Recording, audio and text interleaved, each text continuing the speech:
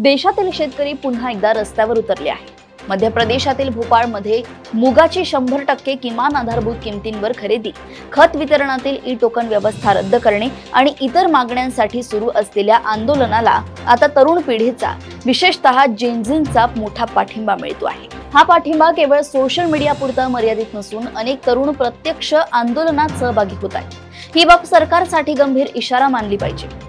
देशाचा कणा असलेल्या शेतकऱ्यांना त्यांच्या उत्पादनाला हमीभाव मिळावा ही मागणी नवीन नाही, मात्र प्रत्येक वेळी आश्वासनांची खैरात आणि प्रत्यक्षात विलंब हीच सरकारची भूमिका राहिली आहे।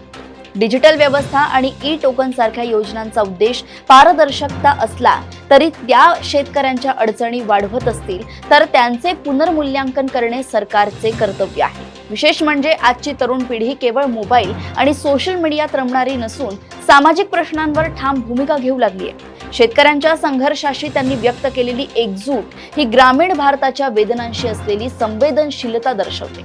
सरकारने या बदलत्या जनमताकडे दुर्लक्ष केले तर त्याची राजकीय किंमत मोजावी लागू शकते। लोकशाहीत आंदोलन हे विरोधाचे नव्हे तर संवादाचे माध्यम असते। आंदोलकांना दुर्लक्षित करण्याऐवजी त्यांच्या मागण्यांवर प्रामाणिक चर्चा करून ठोस निर्णय घेणे आवश्यक आहे। शेतकऱ्यांचा प्रश्न हा कोणत्याही एका राज्याचा नसून संपूर्ण देशाच्या अन्न सुरक्षेशी आणि अर्थव्यवस्थेशी निगडित आहे। तरुणाई शेतकऱ्यांच्या पाठीशी उभी राहत आहे। हा बदल केवळ आंदोलनाचा नाही तर देशातील सामाजिक जागृतीचा संकेत आहे। सरकारने हा संदेश वेळेत समजून घेतला तर संघर्षाऐवजी विश्वासाचे नवे पर्व सुरू होऊ शकते। अन्यथा देशव्यापी असंतोष अधिक तीव्र होण्याची शक्यता नाकारता येणार नाही। अशाच घडामोडी व अपडेट सोबत पुन्हा भेटूया देशोन्नती संपादकीयमध्ये। बघत रहा देशोन्नती। नमस्कार।